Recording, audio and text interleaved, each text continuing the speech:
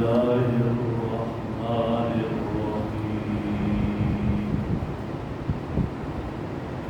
إن في خلق السماوات والأرض واختلاف الليل والنهار والفلك التي تجري في البحر بما ينفع الناس وما أنزل الله من السماء من ماء فأحيا به الأرض بعد موتها وبث فيها من كل دابة وتصريف الرياح والسحاب المسخر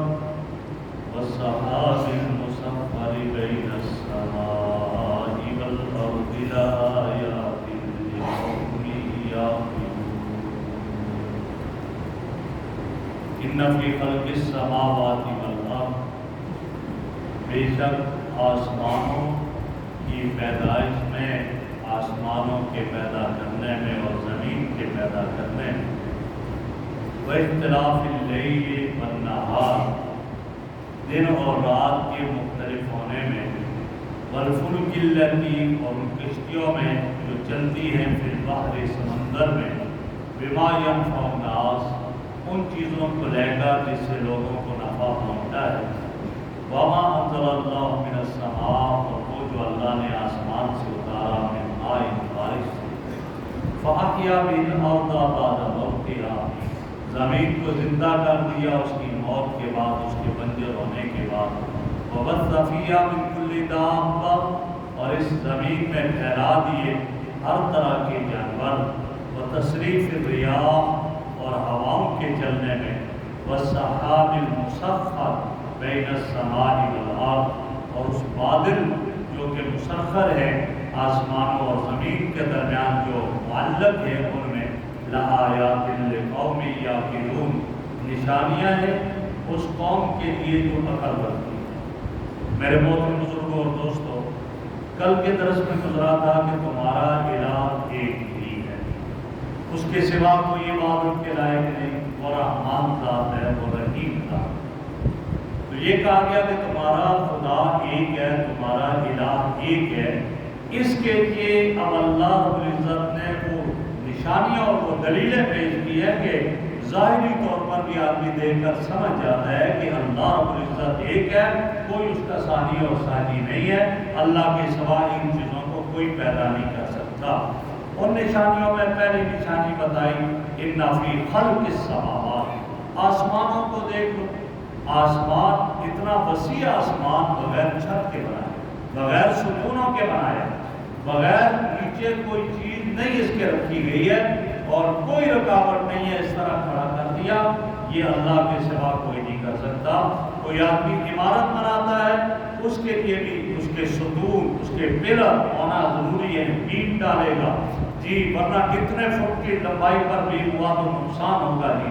یہ چھت ڈال رہے ہیں تو اس کے نیچے کوئی نہ کوئی ضرور ہونا چاہیے، یہ ہوتا ہے۔ اور اللہ نے یہ اتنا بڑا آسمان قائم کر دیا، کہیں بھی اس کے نیچے کوئی سپورٹ نہیں ہے، کوئی پلر نہیں، کوئی ستون نہیں، کوئی اس کو نیچے کوئی چیز رکاوٹ نہیں ہے، اور اس کو اس طرح کھڑے کیے ہوئے ذات کس کی ہے؟ اللہ کی ذات ہے، اللہ کے سوا اور کوئی ایسا نہیں کر سکتا۔ یہ آسمان بھی اللہ کی وحدانیت اور اللہ کی قدرت پر دلالت کرتا ہے۔ اور 7 آسمان کے ہیں، قرآن میں متعدد جگہ پر آسمانوں کا ذکر آیا تو 7 آسمان، یعنی سماوات جمع ہے، 7 آسمان۔ اور اس طرح زمین یہاں مفرد ذکر کی، قرآن میں ایک جگہ پر 7 زمینیں کہی گئی، اور وہ سورہ طلاق میں ہے وَمِنَ الْأَرْضِ مِثْلَهُنَّ، کہ آج زمین بھی آسمانوں کی طرح 7 زمینیں بنائی گئی، اور ہر ایک کی مخلوق الگ الگ ہے۔ زمینوں کی جیسے یہاں ایک مخلوق آباد ہے، مختلف مخلوقیں، ایسے باقی زمینوں میں بھی مختلف مخلوقیں آباد ہیں، اور اللہ کے وہ لشکر ہیں جن کو کوئی آدمی سمجھ نہیں سکتا اور کوئی جان نہیں سکتا۔ تو فرمایا یہ آسمان اللہ کی قدرت پر دلیل ہے، اور والارض، اور یہ زمین بھی اللہ کی قدرت پر دلیل ہے۔ اتنی پھیلی ہوئی زمین ہے، اس زمین کو اللہ نے آپ کے لیے بنایا، اور پھر اس زمین پر کام کاج آپ کے فائدے، اسی زمین سے فصلیں بھی نکلتی ہیں، اسی زمین سے سبزے بھی آتے ہیں، سبزیاں بھی آتی ہیں، ہر طرح کی چیز آتی ہے، مکان بنا کر اس میں رہتے ہو، اس پر چلتے پھرتے ہو۔ فرمایا یہ اللہ رب العزت کی قدرت کی نشانی اور اللہ کی قدرت کی ایک دلیل ہے۔ اس لیے فرمایا کہ زمین کے کل 29 حصے خشکی کے ہیں اور 71 حصے پانی کے ہیں، تو اس 29 حصے کی خشکی پر کتنی حکومتیں قائم ہیں، کیا کچھ کیفیت ہے، اور کہیں ایسے بھی ملک ہیں اس 29 حصے پر کہ کئی گھنٹے ہوائی جہاز میں لگ جاتے ہیں سفر میں۔ یہ سب کچھ کرنے والی ذات اللہ کی ہے، اتنی وسیع زمین بنائی ہے اس رب نے بنائی۔ تو فرمایا انسان غور کر، آسمانوں میں بھی اور زمین میں بھی واختلاف اللیل والنہار، رات اور دن کے اختلاف میں، رات اندھیرا ہی اندھیرا، دن روشنی ہی روشنی، دن کو روشن بنایا، رات کو تاریک بنایا، دن کبھی بڑا اور راتیں چھوٹی ہو گئی، سردیوں میں دن چھوٹے راتیں بڑی، گرمیوں میں دن بڑے راتیں چھوٹی۔ یہ کون ہے؟ یہ اللہ کی ذات کرنے والی ہے اور کوئی نہیں۔ دن گیا رات آ گئی، رات گئی دن آ گیا، دن کو آدمی تھکا آ رہا ہے، اب آتا ہے رات کو مزے سے سو گیا، صبح پھر فریش ہو گیا اور جا کر اپنے کام پر لگا رہا۔ اگر رات بھی ایسی لمبی رہتی کتنا پریشان ہو جاتا، اور اگر دن نہ ہوتا یا رات نہ ہوتی کیا پریشانی ہو جاتی، یہ نظام ہی نہ چلتا۔ فرمایا یہ نظام تو اللہ چلا رہے ہیں۔ اور آگے فرمایا والفلک التی تجری فی البحر، اسی طرح کشتیوں کو دیکھو، اس دور میں جہاز نہیں ہوتے تھے، فرمایا ان کشتیوں کو دیکھ لو جو سمندر میں چلتی ہے، اور کیسے چلتی ہے؟ کئی ٹن کا بڑا جہاز جو کہ پانی پر چل رہا ہے، حالانکہ وزن اتنا کئی ٹن ہے، اس کو تو ڈوب جانا چاہیے، اور ڈوبنے سے روکنے کی ذات اللہ کی ذات ہے جو ڈوبنے سے روک رہی ہے۔ اور پھر صرف یہی نہیں، بما ينفع الناس، لوگوں کے سامان ایک ملک سے دوسرے ملک نفع کی چیزیں منتقل کی جا رہی ہیں، دوسرے ملک سے تیسرے ملک جا رہے ہیں، یہ سارا نظام فرمایا دیکھ لو، یہ سب ان جہازوں میں، ان کشتیوں میں بھیجا جا رہا ہے، اور اس سب کے سب اس کی کرنے والی ذات اور ان کشتیوں اور جہازوں کو ڈوبنے سے بچانے والی ذات اللہ رب العزت کی ذات ہے۔ وہ ذات ہے وما انزل اللہ من السماء من ماء، اس کو دیکھ لو، اللہ نے بارش برسائی آسمان سے، اور بنجر زمین، خشک سالی کی وجہ سے کچھ بھی نہیں اگ رہا تھا، بارش برسی سبزہ اگنے لگ گیا، بارش برسی زمین سے چشمے ابلنے پڑ گئے۔ یہ سارا کچھ فرمائے کہ کون ہے؟ اللہ رب العزت کرتے ہیں۔ یہ سب اللہ رب العزت کی قدرت کی دلیلیں اور نشانیاں ہیں۔ وما انزل اللہ من السماء من ماء، جو اللہ نے آسمان سے بارش اتاری، پانی اتارا، فاحیا بہ الارض، اس کے ذریعے زمین کو زندہ کر دیا، زمین میں سبزہ آ گیا، زمین میں پھول آ گئے، زمین میں پھل پیدا ہو گئے، زمین میں سبزیاں آ گئی، سرسبز و شاداب، لوگ دیکھنے کے لیے سفر کرنے لگ گئے۔ یہ سب کچھ کیا ہے؟ کب؟ من بعد موتہا، اس کے خشک ہونے کے بعد، بنجر ہو جانے کے بعد، بالکل کچھ بھی نہیں، خزاں ہی خزاں ہے، بارش آئی، سبزہ ہی سبزہ، بہار ہی بہار آ گئی۔ یہ کرنے والی ذات اللہ کی ذات ہے۔ وَبَثَّ فِيهَا مِن كُلِّ دَابَّةٍ، اور دیکھو اس زمین میں اللہ نے پھیلا دیے جانور، کیسے جانور ہیں، کوئی 4 ٹانگوں والا ہے، کوئی 2 ٹانگوں والا ہے، کوئی جو ہے وہ ریگ کر چلتا ہے، کوئی دوڑ کر چلتا ہے، کوئی کس طرح چل رہا ہے۔ یہ ساری مخلوقات اس زمین پر چل رہی ہے، اور اس مخلوقات کو پیدا کرنے والی ذات اللہ کی ذات ہے۔ یہ اللہ رب العزت کی قدرت اور اللہ رب العزت کی وحدانیت پر یہ چیزیں دلالت کر رہی ہیں۔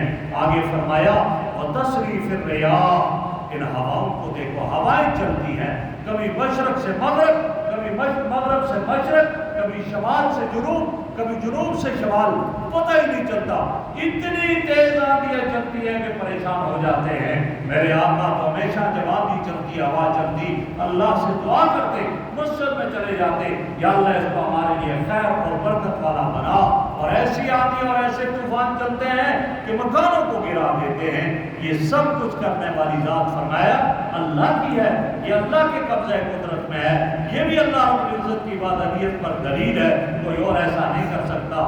والسحاب المسخر بین السماء والارض، آج بادلوں کو دیکھو، آسمان زمین کے درمیان معلق لٹکے ہوئے ہیں۔ جو لوگ جہازوں کا سفر کرتے ہیں وہ دیکھتے ہیں کہ جہاز چلتے چلتے بادلوں سے اوپر چلا جاتا ہے، تو آدمی اگر نیچے بادلوں کو دیکھے یوں لگتا ہے جیسے پہاڑ نظر آتے ہیں، وہ کہتا ہے یہ پہاڑ کہاں سے آئے؟ وہ کیا ہے؟ وہ بادل ہیں، اور انہی بادلوں میں اللہ پھر ان سے بارش کہیں برسوا دیتا ہے، کہیں ان سے اولے برستے ہیں، یہ سب کچھ۔ اور کبھی بادل قریب آ کر واپس چلے جاتے ہیں، کوئی بارش نہیں برستی، یہ کہتے ہیں ابھی بادل برسیں گے، نہیں بادل برستے۔ یہ سب اللہ کی قبضہ قدرت میں ہے، اللہ نے مسخر کیا ہے، یہ بھی اللہ کی قدرت پر دلیل ہے اور دلالت کرتی ہے۔ یہ مثالیں دے کر اللہ رب العزت سمجھانا چاہ رہے ہیں کہ انسان تو نے اپنی آنکھوں سے دیکھا، یہ تو کوئی ایسی بات نہیں ہے کہ جس کے لیے کوئی فلسفہ اختیار کیا جائے، یہ تو تیرے سامنے ہے، جب تیرے سامنے ہے تو اس میں کیا ہے؟ لآیات، اس میں دلیلیں ہیں، نشانیاں ہیں اللہ کی وحدانیت کی، اللہ کے وجود کی، اللہ کے اکیلے ہونے کی۔ کن کے لیے؟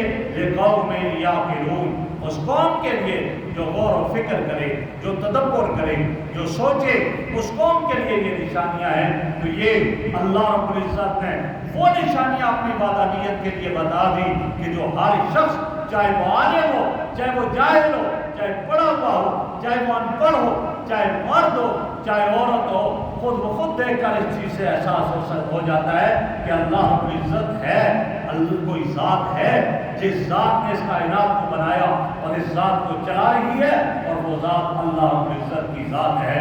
امام شافعی رحمہ اللہ کے بارے میں آتا ہے، کسی نے سوال کیا امام شافعی سے کہ حضرت آپ کو اللہ کی وحدانیت کی، اللہ کے وجود پر کوئی دلیل دے دے، کوئی ہے آپ کے پاس دلیل؟ تو سامنے دیکھا شہتوت کا درخت تھا، تو حضرت امام شافعی رحمہ اللہ نے فرمایا بھائی دور جانے کی کیا ضرورت ہے، یہ قریب یہ شہتوت کا درخت ہے، اس میں بھی میرے رب کی نشانیاں ہیں، اس کی وحدانیت کی نشانیاں۔ پوچھا وہ کس طرح؟ کہا دیکھو اس درخت کے پتے، شہتوت کے پتے، ان پتوں کو دیکھ لو کہ یہ پتا اگر شہد کی مکھی کھا لے تو شہد پیدا ہوتا ہے اس سے، اور یہی پتا فرمایا اگر ریشم کا کیڑا کھائے تو ریشم اس سے پیدا ہوتا ہے، اور اسی پتے کو اگر ہرنی کھائے تو نافہ بن جاتا ہے، کستوری بن جاتی ہے، اور اسی پتے کو اگر بکری کھائے مینگنیاں وہ کرتی ہے، اور اسی پتے کو اگر اونٹ کھائے وہ گوبر پیدا، اس سے گوبر آتی ہے۔ اب ہے ایک ہی پتا، لیکن اس سے کیا ہے؟ اس سے ریشم بھی بنا، ایک ہی پتا ہے، اس سے کیا بنا؟ شہد بھی بنا، اس سے نافع بھی بنا، اس سے مینگنی بھی بنی، اس سے گوبر بھی بنا۔ تو اس ایک پتے میں مختلف طریقوں سے انقلاب لانے والی کوئی ذات ہے، اور وہ ذات انقلاب لانے والی اللہ رب العزت کی ذات ہے، جو اس بات پر دلیل ہے کہ اللہ ہے، اکیلا ہے، کوئی اس کا ثانی اور ساجی نہیں، کوئی اس کا شریک نہیں، کوئی اس کا ہمسر نہیں۔ اور قرآن میں تو باقاعدہ کئی جگہوں پر اس کا تذکرہ ہوا۔ قرآن میں ایک جگہ آتا ہے، فرمایا کہ آپ ذرا غور کرو، آپ دیکھو، آپ اس میں دیکھیں، آپ کا جانور، آپ کی گائے، اس کو آپ چارہ کھلاتے ہیں، یہ چارہ وہ گائے کھاتی ہے، پھر اس سے کیا ہوتا ہے؟ گوبر بھی آتا ہے، اس سے خون بھی بنتا ہے، اس سے دودھ بھی اس کے تھنوں میں آتا ہے۔ اس دودھ میں نہ گوبر کی بدبو ہوتی ہے، اس دودھ میں نہ خون کا رنگ ہوتا ہے۔ یہ اس دودھ کو اس طرح بالکل فلٹر کر کے لانے والی ذات کون سی ہے؟ وہ اللہ رب العزت کی ذات ہے، اس کے علاوہ اور کوئی ذات ایسی نہیں۔ تو اللہ رب العزت ایسی ذات ہے، اللہ کی وحدانیت ہمارا اپنا وجود ہے۔ وفی انفسکم، فرمایا تمہارے اپنے نفسوں میں ہے، فلا تبصرون، تم غور نہیں کرتے؟ تم دیکھو تو صحیح کہ اللہ نے چار بھائی ہیں، ماں ایک، باپ ایک، لیکن ان چاروں کے آپس میں چہرے نہیں ملتے ہیں، ان کے فنگر پرنٹ آپس میں نہیں ملتے۔ پوری کائنات میں جتنے مخلوق انسانیت کی ہے کسی کے فنگر پرنٹ نہیں ملتے، آنکھوں کے نقش و نگار نہیں ملتے ہیں۔ یہ سب کچھ ذات کس کی؟ اللہ کی ذات نے کیا ہے۔ جب اللہ نے کیا ہے تو لہٰذا اسی کی عبادت کی جائے، وہی الہ ہے، وہی حاجت روا ہے، وہی معبود ہے۔ کوئی معبود ہے تو اسی کی عبادت کی جائے، اسی کے سامنے زمین نیاز کو جھکایا جائے، اسی سے سب کچھ مانگا جائے، وہ رب دے گی اور وہ اللہ کی ذات دے گی، اور وہ اللہ کی ذات کبھی بھی اس آدمی کو خالی نہیں چھوڑے گی۔ اللہ رب العزت ہمیں عمل کی توفیق عطا فرمائے۔ الحمدللہ رب العالمین والصلاۃ والسلام علی رسول سبحانک اللہم وبحمدک نشہد ان لا الہ الا انت نستغفرک ونتوب الیک صلی اللہ تعالی